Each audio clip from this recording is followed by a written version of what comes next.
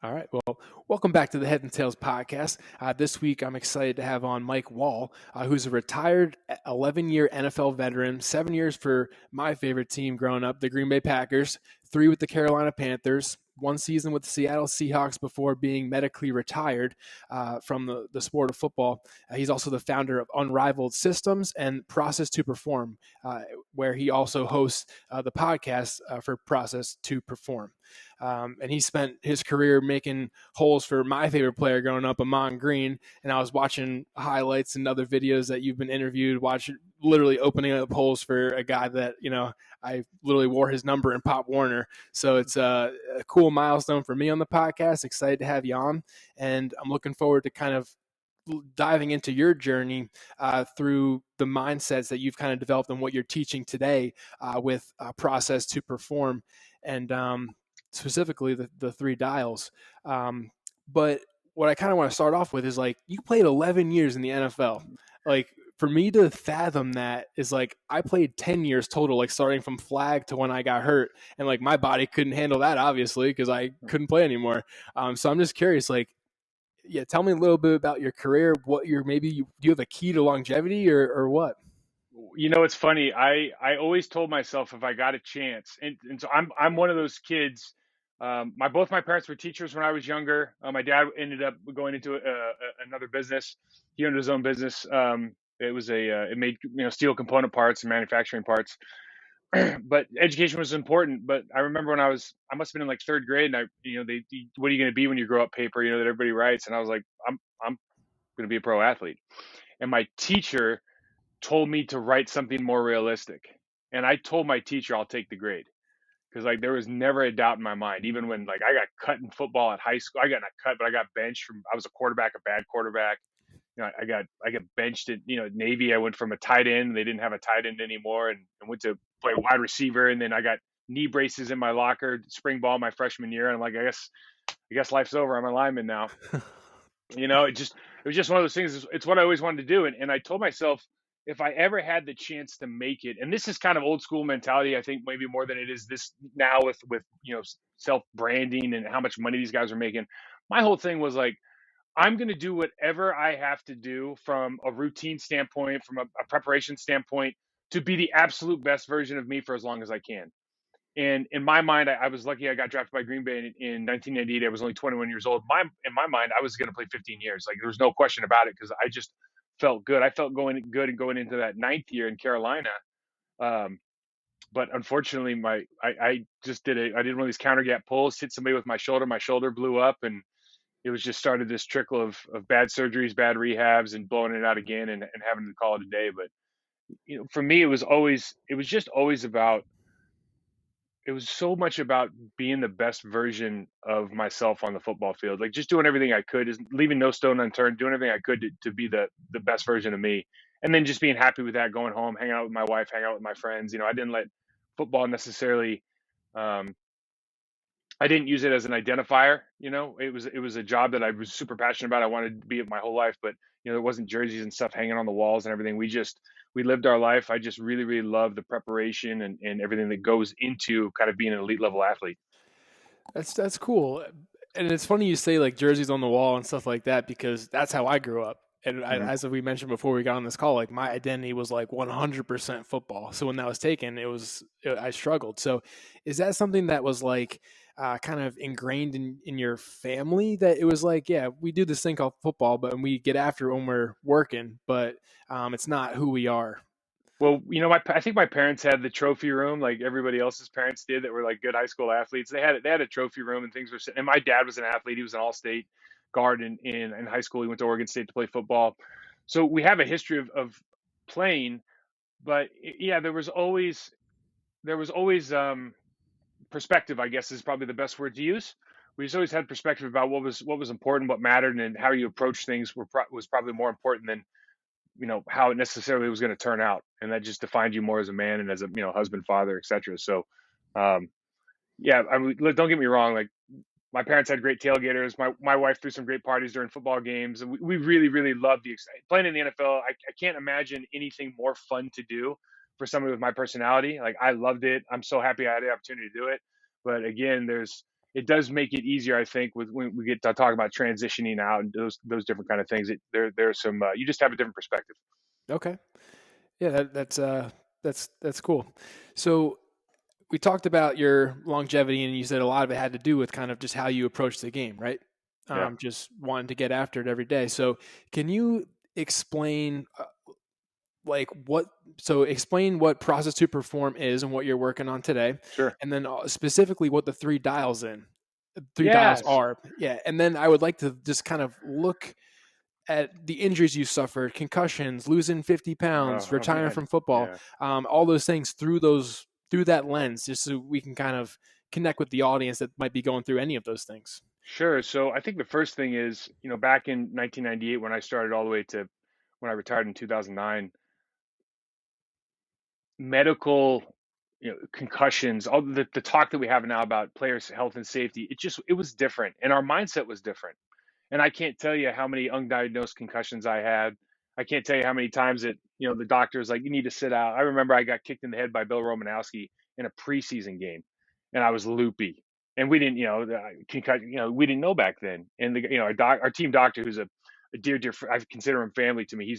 You're not going back in, and I'm like, "Get out of here." He's like, "It's preseason." I go, "It's football, man. I'm playing."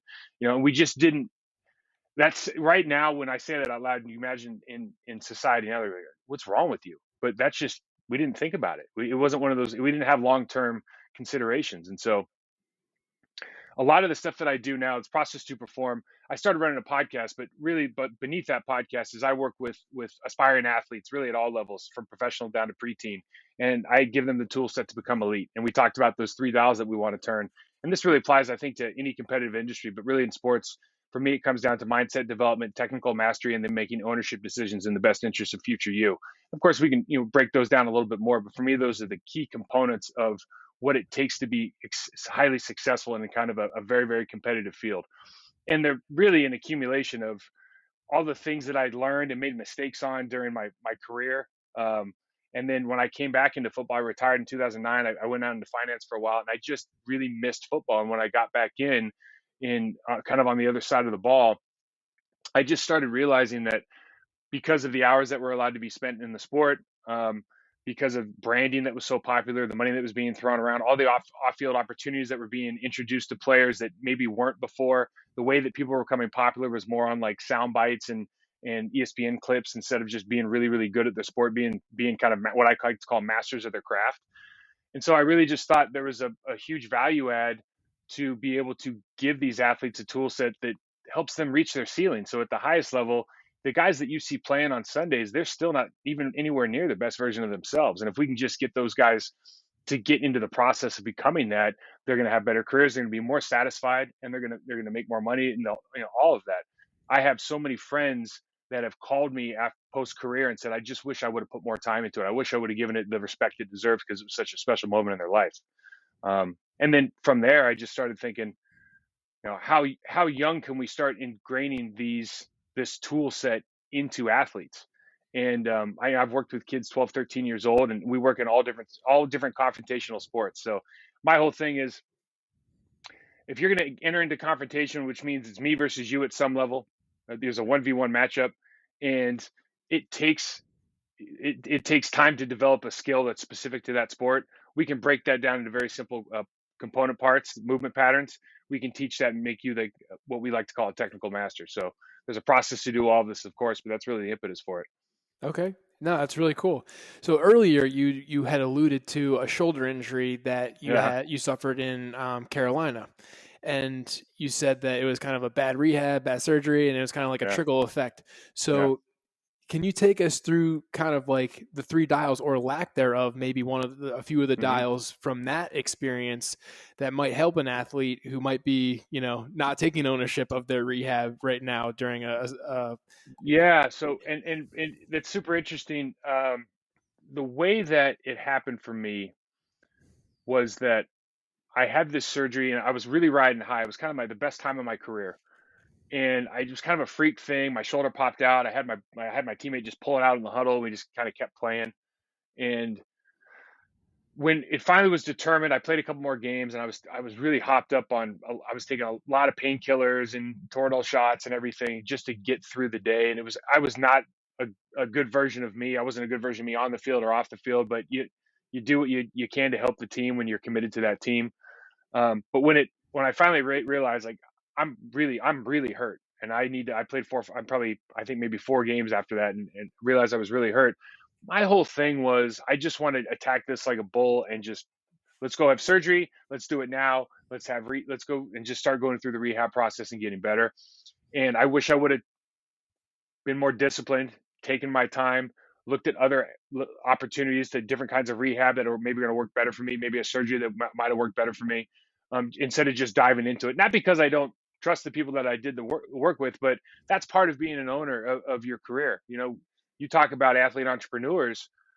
Athletes are entrepreneurs. You think about it. I mean, that's all we really are, right? Everyone's kind of running their own business, and my business is my output on the field. That's my business, and it's only mine. Other people are paying me to do my job, but that really is how I look at it.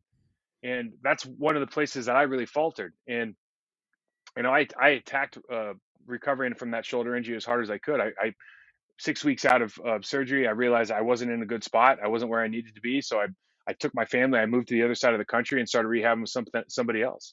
But unfortunately, that injury never allowed me to get back to where I needed to be from a movement standpoint, strength and everything. And then I ended up blowing it out a second time when I was playing with the Seattle Seahawks. And I was very lucky to be around a great training staff, medical staff, and surgery went as well as it could have. But unfortunately, the pre-existing damage was just such that at the end of that rehab session, recovery session, I just wasn't the player that I wanted to be. I couldn't perform at the level that I wanted to, and Seattle was so gracious. And back then the general manager John Idzik had come in and said, "Listen, we want you back. We want you back, and if you can get whatever you can give us, we want, because of the things I can add to as far as being a leader in the locker room, etc." And I just couldn't deal with not being me. Like, I was good when I was at my peak. I was good. I knew I was a good player. I was very confident in my abilities, and I couldn't live with not being. I shouldn't say I couldn't deal with playing and just not being me. I didn't want to do it ever again, and so I made that decision to retire. And I think for me, to be honest, that helped me a lot, because whether or not you say, well, you retired because of your shoulder, in my mind and the way I've approached that, I made that decision to retire. Like, I wasn't forced out. I could have given it another shot. I'm much more at peace with myself, because in that moment in 2009, the day that training camp started, and I went out and I remember I hit Chris Spencer, our center, to test it out, and my shoulder dropped again, and I just said, I don't think this is for me anymore. So I think it made my life a little bit easier. But when you think about you go into something like that, it really is, everything really starts with, you lean on what I call your non-negotiable character traits, you know, and for me, a lot of that has to do with resilience and the desire to get to where you want to go. And so I leaned on those very, very heavily through that whole rehab process, and I was able to, go out and play at a level that was probably good enough for a lot of players, but for me, it just wasn't. You know, um, Go ahead. Yeah, no, I agree, man. And that's something that it took me a long time to kind of learn about. It's like, I told you a little bit about my injury, but leading up to that severe injury that ultimately was career ending for me, where a doctor's saying that, yeah, you're never playing football again. It's, I had a shoulder injury that led me to favor my other shoulder, and then that injury was like, all right, well, I have two bad shoulders. What else am I going to hit with? Yeah, I'll hit right. with my head. So then I hit with my head, get a concussion, keep playing, and then it's a trickle effect. And like that whole time, I'm not playing at like the level that I know is my best level. I'm just like schlepping through, surviving out there just to say that I'm playing and I'm tough, quote unquote, or whatever. Yeah, And when I was listening to your story, it sounded like after that initial shoulder injury in Carolina, you almost kind of felt that way. Like yeah. you weren't at the same capacity that you were before in terms of performance on the field. And earlier you mentioned like making, I think, ownership decisions towards your long-term goals, or hmm something along those lines. Ownership decisions, the best interest of future you. Yeah. Right. Sorry. Thanks for Yeah. yeah, better Yeah. paraphrasing. Um, but yeah, like that doesn't when you just play and you're like kind of half-assing it out there and you're not full at like 100%. That's not necessarily like a long-term strategy. Like, No, it's not. And it's not. And sometimes you got to understand, like, the business, football is sometimes a dirty business, right?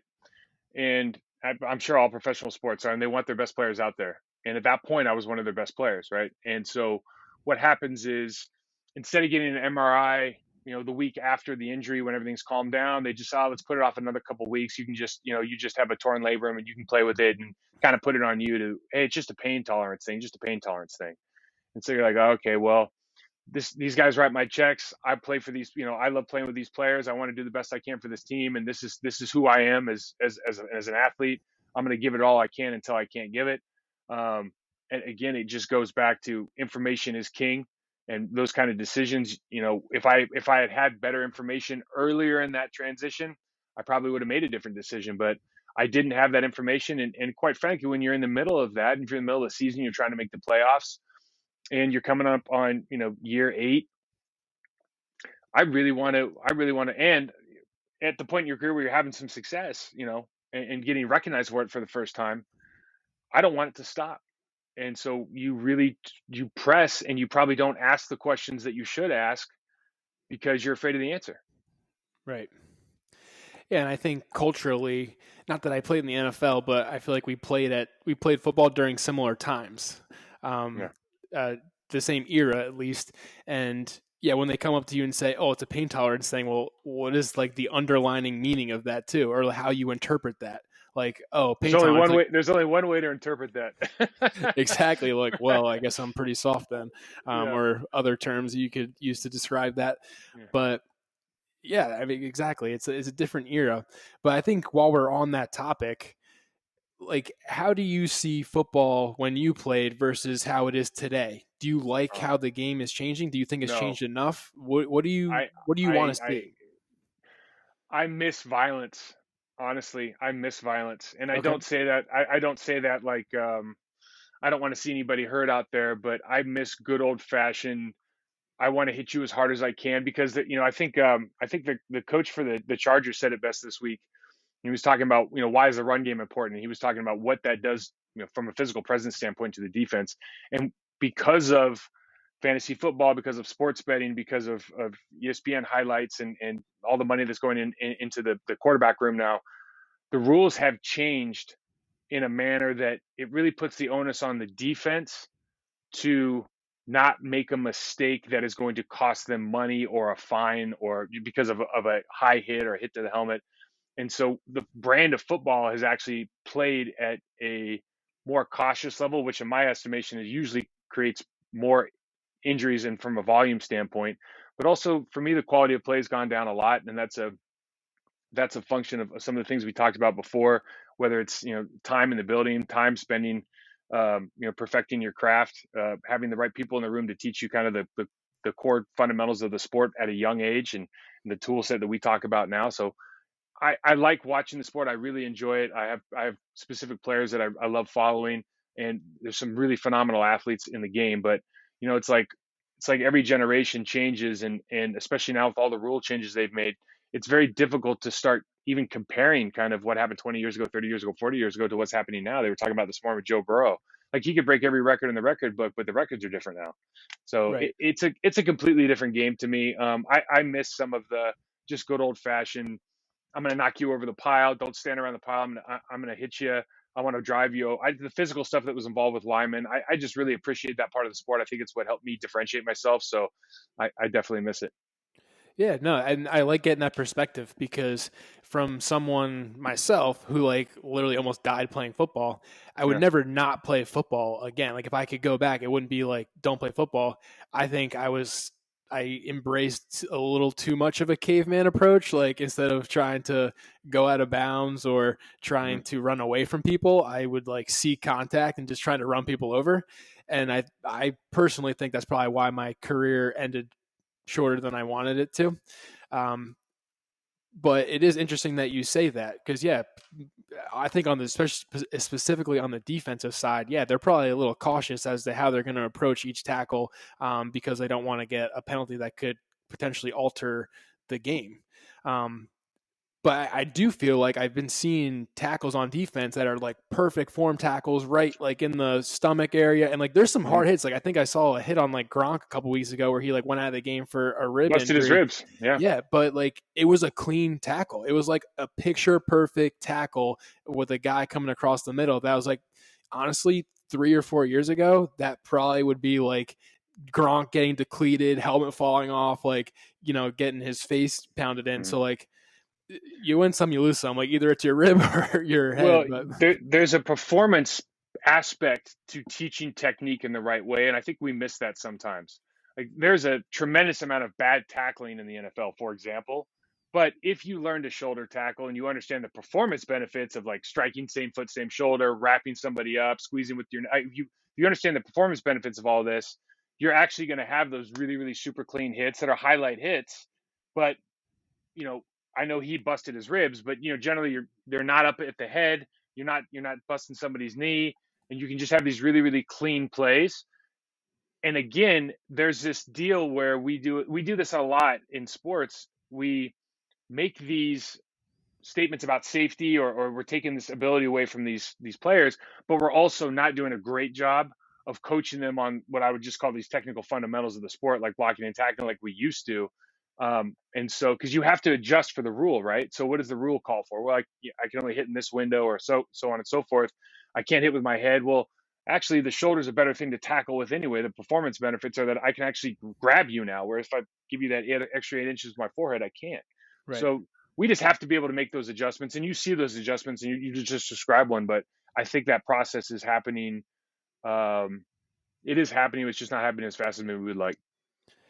Yeah, and I think when the helmet rule came into place and stuff like that, and guys are trying to avoid going low, they're doing the opposite. I think you alluded to that, like going for the Yeah. knees, and then guys are getting all these knee injuries. I'm like, now that I have an NFL player on the show to give us a little inside pick, I'm always looking at a perspective of like, aren't you guys like all kind of on the same team, even though you're not on the same team? Like at the end of the day, you have the same goal, is like to win, leave the game, be healthy, live to play another week, and get another paycheck, hopefully. So like, I just never understood why a guy would like, oh well, I'm not going to go for the head, but I'll just go right for his knee and like tear his ACL. Like, Yeah, is there like yeah. a bro code like in the NFL that's like you Bro just code. don't, yeah, you just don't I do think that there kind of is thing? now. I think what I think for some guys there is now. I mean, you could definitely see people brother-in-law out in the NFL from time to time. But I think the thing that you're talking about now is it's almost, I don't want to say like petulant child, but it's almost like if I told, when my kid was 5 and I was like, and I said, you can't hit him in the head, and he sees the size, like, you can't hit me in the head, and he saw the size of my body, he'd be like, well, okay, I'm going to take you out of the ankle, then that's what's going to happen, right? It's the reaction is, I can hit here and it doesn't hurt that bad. It doesn't hurt me as the tackler. If I hit you in the head, it doesn't really hurt me. I can hit you in the knee or the ankle. It doesn't really hurt me. If I hit you in the core, it could hurt all of a sudden. Or if I catch a leg, it can hurt. And so, because again, I might not be technically advanced enough to do that in real time with good, and execute that with the right technique. So the answer has been, oh, I'll just kind of curl and just dive my shoulders into their knees. And if it happens, it happens. And I usually get the guy down. If I miss a couple, well, no harm, no foul. And if somebody gets hurt, like, injuries are a freak accident in football. So you start justifying things away.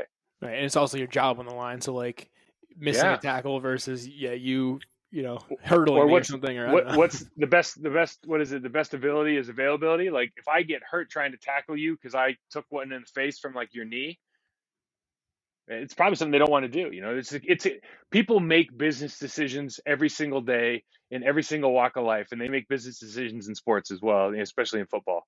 Yeah, no, I love that analogy that you made, and I also think personally that I underestimated probably the technical skill that it takes and those business decisions that are being made when each tackle is happening like in an NFL game. Hmm. Because in my mind, I'm like, oh, it's like easy to hit that target area or whatever, but you don't think of the other decisions that kind of cascade off of where you decide to hit them. and it happens so fast, right? And it's like one thing we talk about at it with our athletes is you have to be able to automate all the basic like core components of your sport, because football and all these sports are really about decision making, right? And how fast can you see something and then react to what you see. And so we have to be able to take out that how do I do that? Like we have to take that process out by automating it. If we don't automate it, or if we have really bad habits, that's where people get injured. That's where people miss tackles, lose their jobs. Right. No, it's just an awesome conversation. I'm having a lot of fun.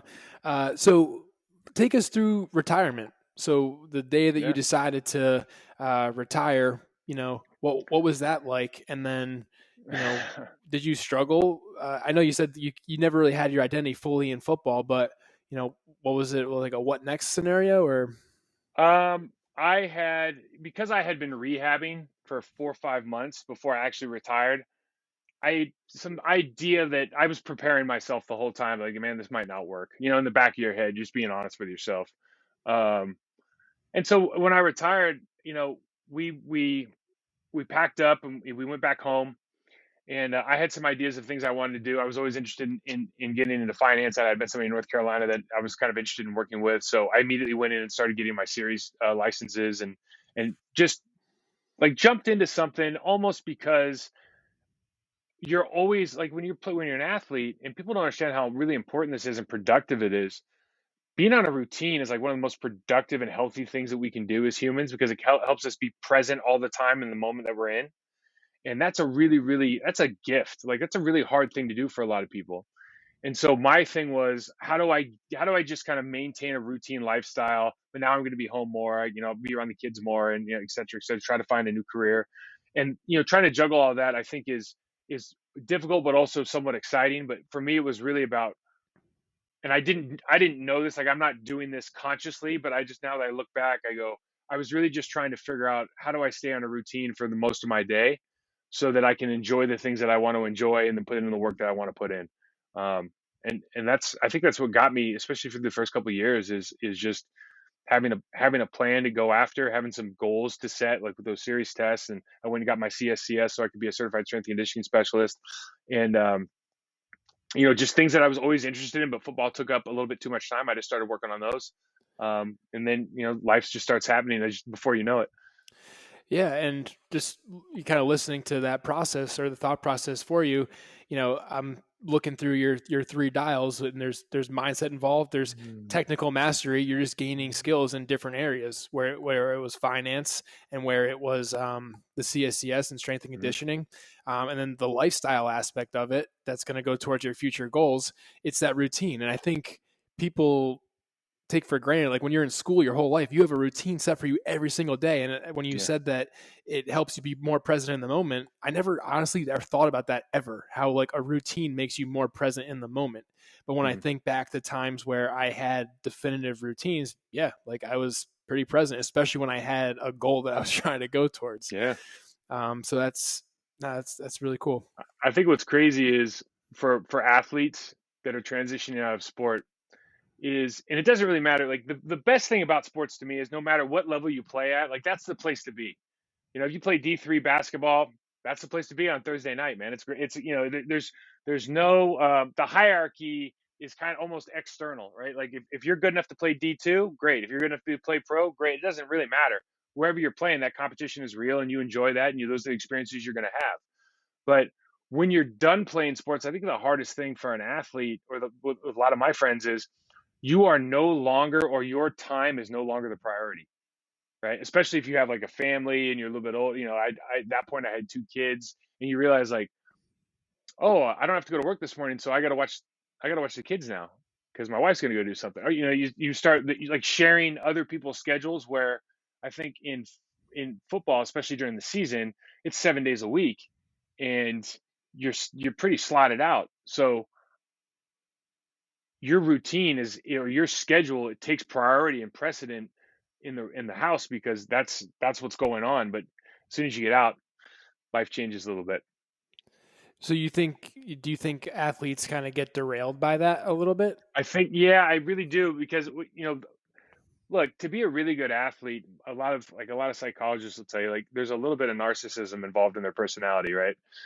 And when you get out, when you get out in the rest with the real world, the rest of the people, and you realize like now you're just Mike, now you're just David, now you're just Joey. It doesn't matter. You just have stories to tell that maybe some other people don't. But you're going to be judged now, especially if you go into another competitive industry. Like you're going to be judged on your own merit, and I think that's really tough for people to understand that. Okay, I don't have priority. I went to the doctor for the first time. It's like I'm not going to walk in.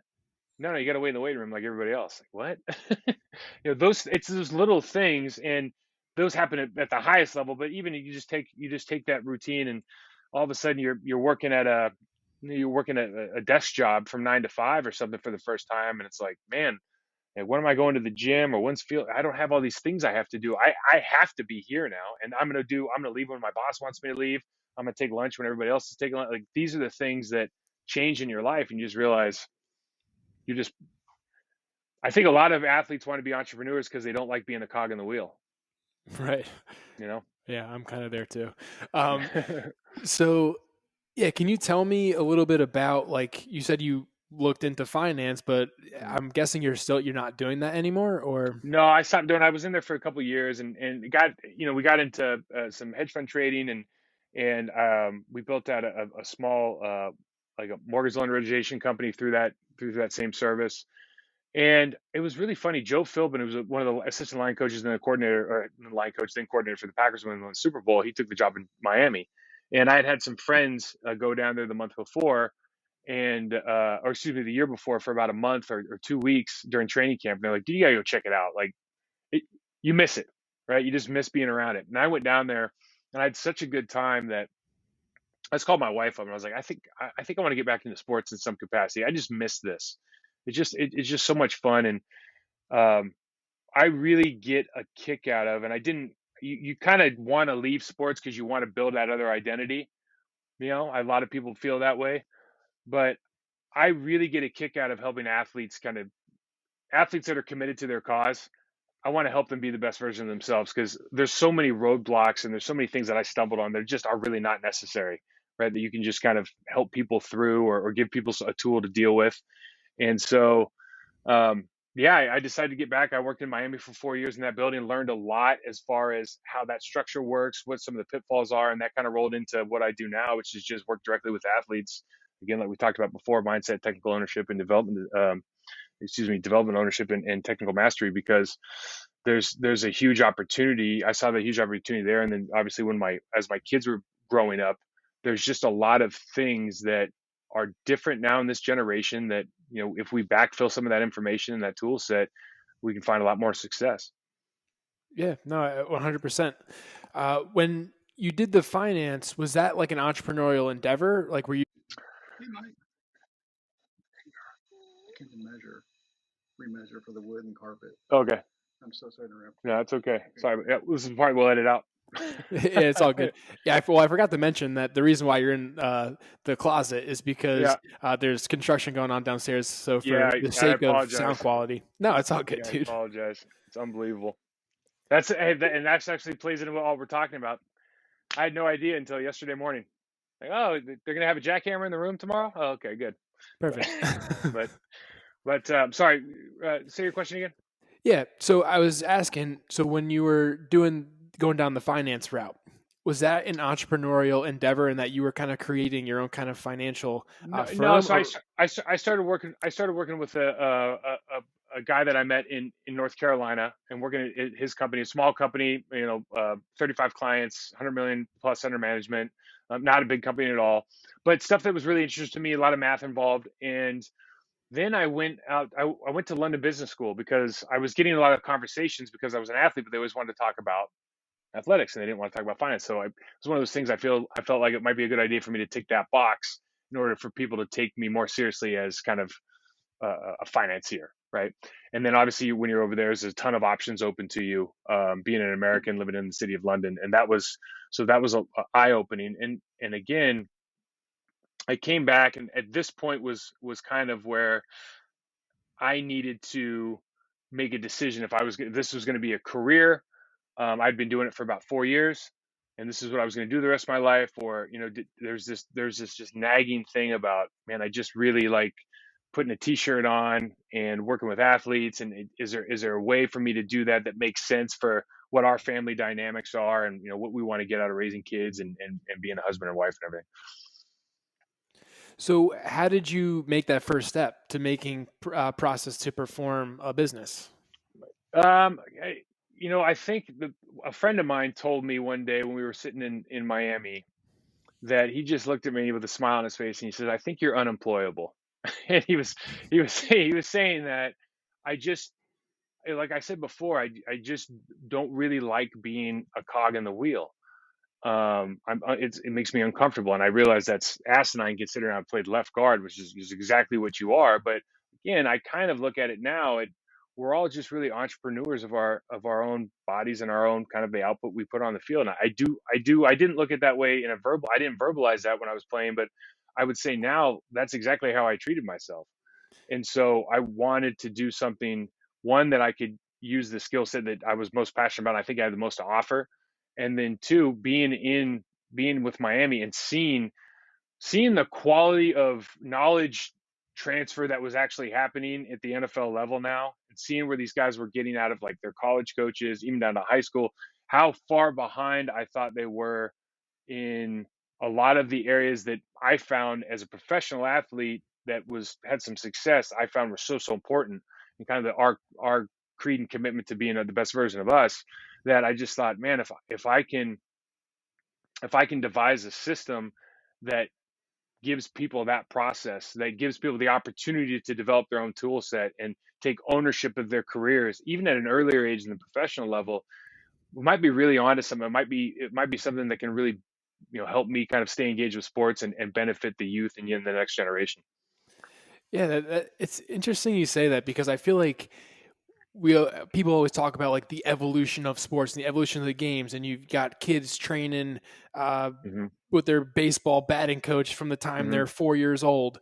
I think people's perspective is that if anything, athletes today are at a higher caliber than they were back when we were playing Yeah. sports. But from what you're saying, that's actually not the case. Well, I would say America knows how to build an athlete, right? We can build athletes, and my pushback to you would be, there's certainly, I think people are bigger, faster, and stronger across the board than where they were 40 years ago. But something happens when you are constantly told what to do.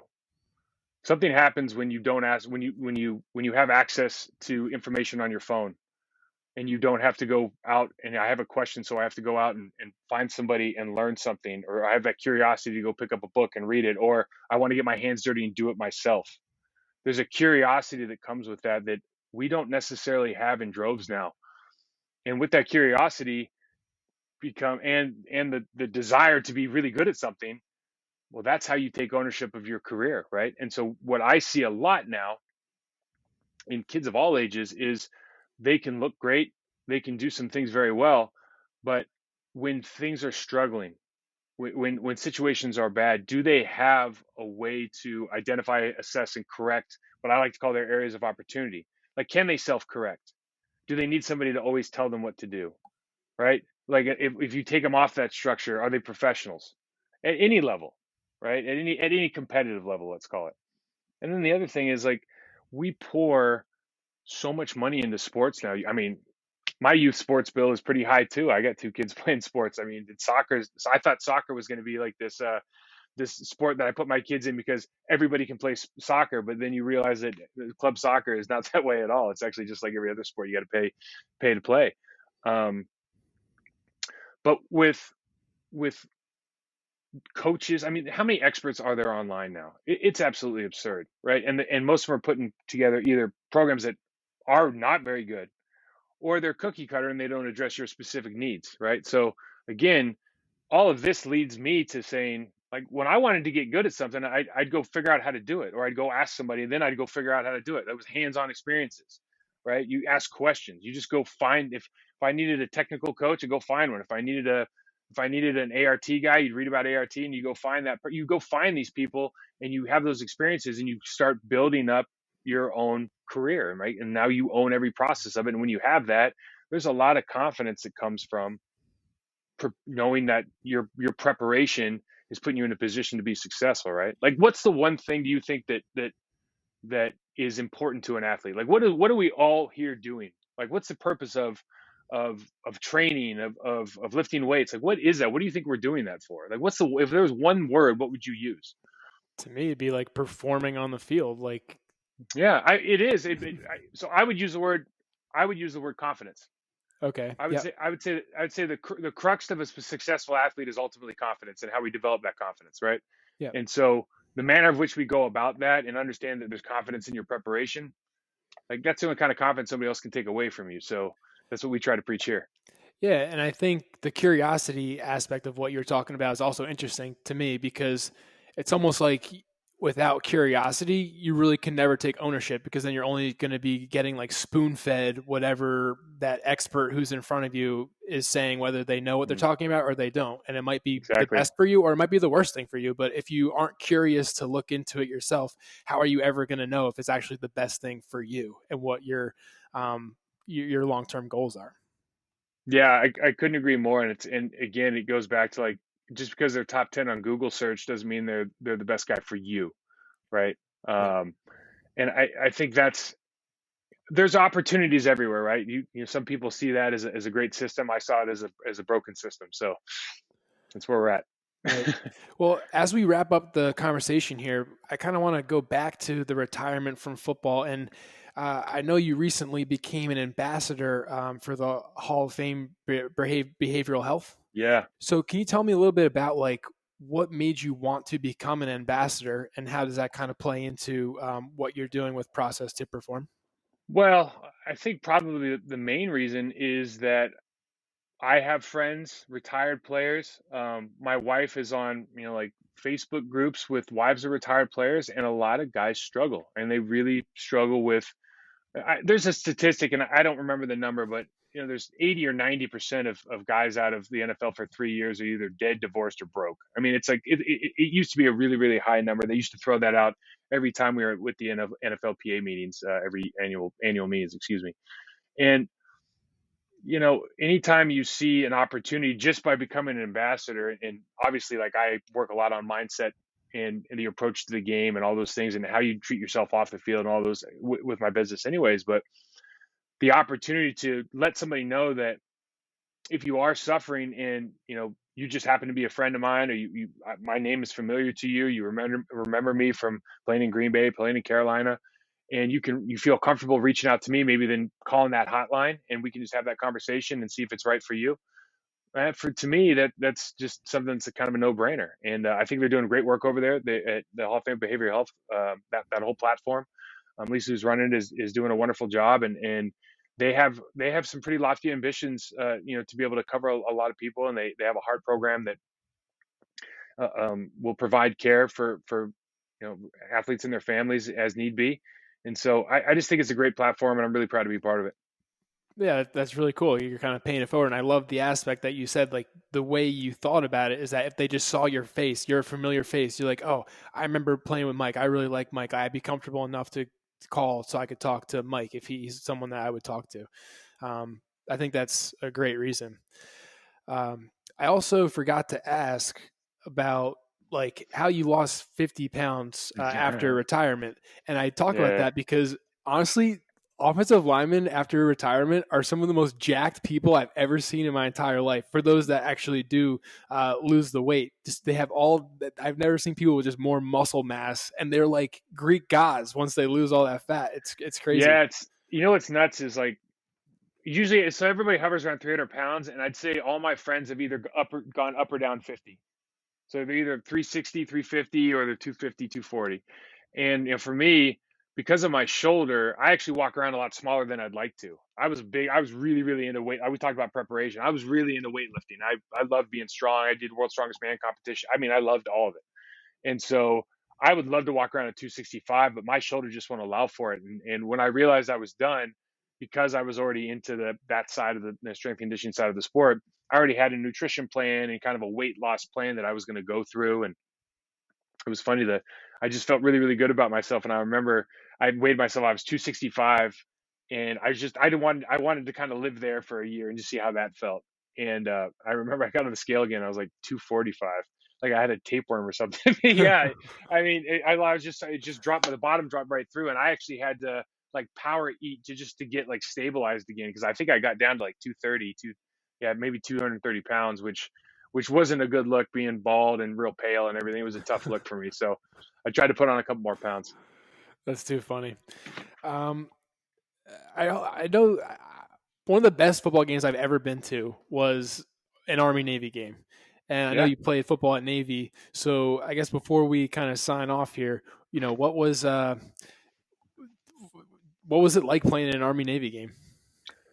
You know, what's funny about the Army Navy game is when I was there, I think the first two games I didn't play in, they were really competitive, and all the pomp and circumstance that they have it's just a lot of fun because there's so much involvement from around the entire world, right? But we used to play in Philly at that stadium, and all the videos they're showing are from like, Okinawa's, base is doing a beat army video, and all of that. It's a lot, and all the teams walking in, or excuse me, the corps cadets and the midshipmen walking onto the field, and the president's there. And you got to remember, like, all of us are not going to play football. I mean, this is very, very pure football. Like, all the athletes at the Naval Academy and at West Point understand this is the last stop. Like, the next stop, we're sitting on a ship. So we're going to enjoy the hell out of it. And this is usually the last game of the season. But it's a great experience. The one thing I always try to tell people about rivalries, though, is my junior year was my last year there, and when I played in that game, we knew that we were a much better team. Like, we should beat them handily. And so once you kind of remove all of the, oh, it's Army and all the emotion, you just go out there and play. You realize it's a fun game, but you shouldn't make it more than it is. Like, this is just another victory for us on a way to hopefully some bigger and better things. But Right. they are fun to play in. They are fun to play in. Yeah, it's super cool. So one question I ask all my listeners is, what's your definition of toughness? And I'm curious what your definition is, and if it hmm even differs from when you were playing football. So I wouldn't have known how to define it then, maybe in the same way. My definition of toughness would be that somebody, it's probably goes along the lines of resiliency. I'd probably use that very similarly. Somebody that is just willing to um, do what they know is right, even though in the short term it might cause them a lot of pain, and be able to push through for as long as it takes for them to be successful. One of those non-negotiable character traits, probably my favorite one that I talk with athletes about, is embracing short-term pain for long-term gain, and that would probably be my definition of tough. Love it, Mike. Appreciate that definition. And then lastly, where can listeners connect with you online and learn more Yeah, about Process to Perform? yeah, you can check us out at process2perform.com. You can hit me up on Twitter at Unrivaled ESS and Process2Perform on Instagram. The Process2Perform podcast it's a player development podcast, parents, players, and coaches. You can check that out anywhere you get your podcast. And then I know your guy, Ahman Green. Ahman and I are now doing a Packers podcast every week during the season. It's called On My Blocks. You can check out On My Blocks, same thing, anywhere you get your podcast. But yeah, if you're interested in player development or just have questions, hit me up. And usually what'll happen is, if you hit me up on Facebook, Mike Wahle on Facebook, but if you hit me on Facebook, Instagram, Twitter, anything, you have questions, I'll usually answer them on the podcast. So, easy way to communicate. Really cool. Mike, really appreciate your time telling me all the stories about playing in the NFL and your perspectives on mindset and where the league is today. And it was one of my most memorable interviews to date. I had a blast. So thank you for coming on. I'm excited to share it with my audience. And yeah, thanks, brother. I appreciate it, man. Thanks for having me. It was fun.